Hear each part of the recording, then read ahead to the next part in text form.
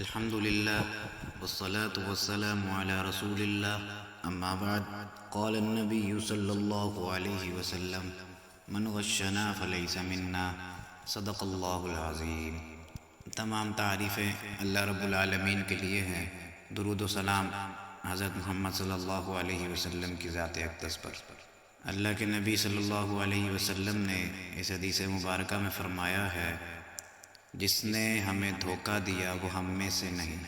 ایک واقعہ آتا ہے، حضرت ابو ہریرہ رضی اللہ تعالیٰ عنہ سے روایت ہے، وہ فرماتے ہیں کہ نبی صلی اللہ علیہ وسلم ایک دفعہ بازار میں سے گزر رہے تھے کہ ایک غلہ بیچنے کی ریڑھی کے پاس سے گزرے تو اس کے غلے میں اللہ کے نبی علیہ الصلوۃ والسلام نے ہاتھ پھیرا، تو ہاتھ جب ان کا غلے کے اندر تک نیچے تک گیا تو اللہ کے نبی کو اپنی انگلی مبارک پر کچھ گیلا جو ہے وہ محسوس ہوا۔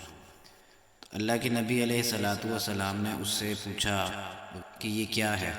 تو اس نے کہا بارش ہوئی تھی، اس میں جو غلہ گیلا ہو گیا اس کو میں نے نیچے کر دیا اور جو خشک غلہ تھا وہ اوپر کر دیا۔ تو اللہ کے نبی نے فرمایا کہ تم اس کو خشک کرنے کے لیے دھوپ میں نہیں رکھ سکتے تھے؟ تو پھر آگے سے یہ کہا کہ جس نے ہمیں دھوکہ دیا من غشنا فلیس منا، کہ جس نے ہمیں دھوکہ دیا وہ ہم میں سے نہیں۔ یعنی اللہ کے نبی علیہ الصلوۃ والسلام کے ساتھ اس شخص کی وابستگی کا جو شرف ملے گا قیامت کے دن وہ اس کو نہیں مل سکے گا۔ اس حدیث مبارکہ کے اندر دھوکہ دہی کی طرف اشارہ کیا گیا ہے۔ تو دھوکہ دہی کی کئی صورتیں اور کئی اقسام ہیں۔ ایک تو یہ ہے کہ جھوٹ کو سچ ثابت کرنے کی کوشش کرنا، دوسرا یہ ہے کہ باطل کو یعنی غلط کاموں کو جو ہے وہ حق کے طور پر پیش کرنا۔ یعنی اس کی مثال یہ ہے کہ دین کے اندر بدعات یعنی دین کے اندر نئی چیزوں کو لا کر اس کو دین کا حصہ بنا دینا، اس طرح عیسائی اور یہودی کرتے رہے تھے اور آج مسلمان بھی ان کاموں میں بہت پیش ہیں۔ اسی طرح جو اس حدیث کے اندر واقعہ بیان ہوا ہے کہ سودے کا عیب ظاہر نہ کرنا، یعنی آپ جو سودا بیچ رہے ہیں اس کے اندر کوئی خرابی ہے تو وہ آپ جو گاہک ہے اس کو نہ بتانا۔